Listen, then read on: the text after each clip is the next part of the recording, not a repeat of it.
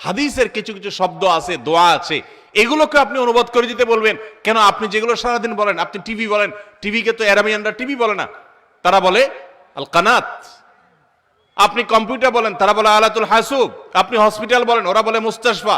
আপনি সারা দিন ইংরেজি শব্দ যে অনবরত আওড়াচ্ছেন, আপনি এই সংস্কৃতি থেকে বদলানোর জন্য কোনো উদ্যোগ নিচ্ছেন না।